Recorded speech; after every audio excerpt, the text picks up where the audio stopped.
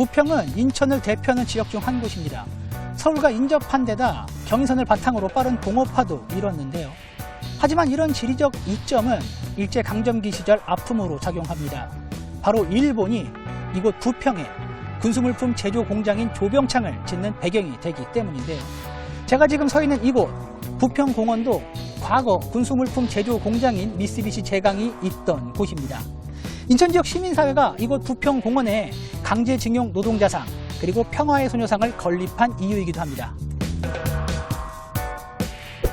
일본은 지난 1938년 부평을 대륙 진출을 위한 병참기지로 삼겠다는 발표를 합니다. 인천항과 인접해 있고 경인선을 이용해 곧바로 물자를 운송할 수 있는 최적의 장소라고 판단했기 때문입니다. 그리고 이에 맞춰 지금의 부평 미군기지 부지에 일본 육군 조병창을 건설합니다. 현재의 부평공원 자리에는 조병창을 도울 미쓰비시 제강도 들어섭니다. 그리고 강제징용의 아픔이 시작됩니다. 저희가 실제로 조병창에서 이제 일을 하셨던 할머님을 한번 만나 뵈었는데 그 할머님의 얘기를 따르면 마을마다 이제 그 반장들이 돌아다니면서 이제 정신대, 그러니까 할머님 표현에 따르면 위안부로 이제 갈 사람들을 이렇게 이름을 받아 적었다고 해요. 그래서 할머니께서는 그걸 피하기 위해서 이제 조병창으로 이제 들어오셨다고 얘기를 하거든요. 그러니까 실질적으로 뭐 조병창도 그렇고 부평에 있는 미쓰비시도 그렇고 대부분의 사람들이 자신의 의사와는 전혀 상관없이 자신의 의사에 반해서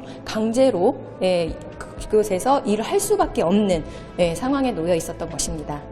부평공원을 둘러보던 중 가족을 강제징용으로 떠나보낸 한 부평구민을 우연히 만날 수 있었습니다. 징용 당하는 걸 직접 보셨어요? 그렇죠. 강제 직접 본 거예요. 우리 형이 갔으니까 작은 형하고 큰 형하고 서로 다투는 걸 봤어요. 어렸을 때. 야, 네가 거기 가면은 살아온다는 거를 생각을 안 해. 가면은 끝이다. 그러니까 일본 탄광 그런 데 가면은 아주 거기서 이제 1년 일을 하고 뭐 험악하게 가면 그때는 일본 사람들이 다 죽인다는 얘기도 있어요. 그거 가지고 군사물품 이런 데는 터널 막 파고 그렇게 하고서는 거기서 그 사람들을 내놓으면은 비밀이 누설되니까. 네, 부평공원 뒤편입니다. 미쓰비시 줄사택이라고 불리는 곳인데요. 일제강점기 시절 미쓰비시 제강에 징용된 조선인 노동자들이 모여 살던 곳입니다. 한때 이곳에는 약 1000여 채의 줄사택이 운집해 있었는데요. 현재는 약 20여 채만이 남아 있습니다. 일본은 자신들의 잘못을 인정하지 않고 있는데요. 역사학자들은 그 일본의 잘못을 증명할 중요한 역사적 현장이라고 이곳 줄사택 지역의 중요성을 피력하고 있습니다. 하지만 워낙 낙후된 탓에 지역 주민들은 이곳 줄사택 부지를 허물고 도시 재생 사업을 해줄 것을 요구하고 있는데요. 부평구는 고민 중에 있습니다. 과연 부평구는 어떤 결정을 내릴까요? 네, 이곳은 부평 3보급산 뒤편의 한봉산입니다. 네, 이곳에도 일제강점기 당시의 아픔을 간직한 곳이 있는데요. 직접 한번 가보겠습니다.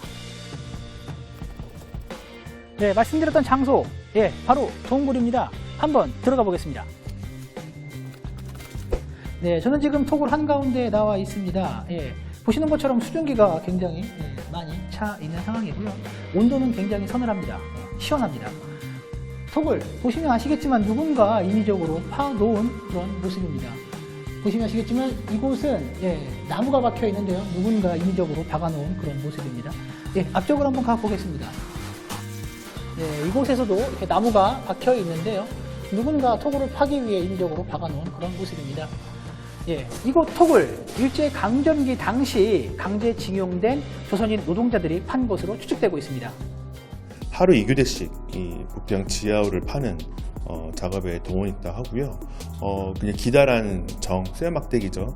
그 쇠막대기로 구멍을 파면 일정 깊이까지 팔 동안 계속 그 구멍을 파고 일본 군인이 확인한 다음에 그 구멍에 다이너마이트를 넣고 터뜨리면 그 깨진 돌들 다시 2인 1조로 해서 어깨 사이에 나무를 짊어지고 그 사이에 포대기에 돌을 담고 조선인 학생들이 무수히 많은 학생들이 강제로 끌려와서 2교대씩 작업을 한 곳이기 때문에 그런 증언을 바탕으로 저희가 이곳이 강제 동원된 학생들이 강제로 끌려온 그런 장소이다라고 확인할 수 있었습니다. 이곳 한봉산에는 모두 24개의 굴이 있습니다. 과거에는 토굴로 불려왔는데요. 부평구는 올해부터 부평지하호라고 명칭을 바꿨습니다. 부평지하에 만든 참호라는 뜻으로 일본이 전쟁을 준비하며 지하에 굴을 팠다는 내용을 이름에서 바로 알 수 있게 하기 위해서입니다. 부평문화원은 한 달에 한 번 시민들에게 부평지하호를 공개하고 있습니다. 일본이 역사를 왜곡시키고 아무리 숨기려 한다 하더라도 너희들이 우리 조선 그 당시에 우리를 침략했을 때 이런 곳을 만들었다. 그래서 너희들이 이런 곳이 있다. 너희들이 숨기는 역사가 우리나라에 있다. 좀 알려주기 위한 그런 뜻도 있고요.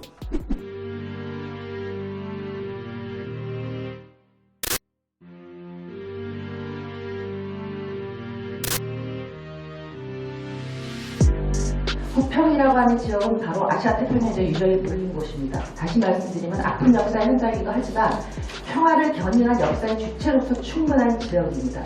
그런 지역은 앞으로 어떻게 했으면 좋을까를 제가 개인적으로 생각해 봤을 때 일단은 미쓰비시 사택의 역사성을 공유하고 이쪽을 보존하는 방법이 하나 있고 미쓰비시 사택과 인천 조명창과 지금 토굴이라고 불리는 일본부 지하시설의 남은 지역을 다 모아서 유네스코 등재를 할 필요가 있는데 그럴 때는 장기적 플랜이 필요하다고 생각합니다. 10년에 걸친 준비가 필요할 거라고 여겨지는데요.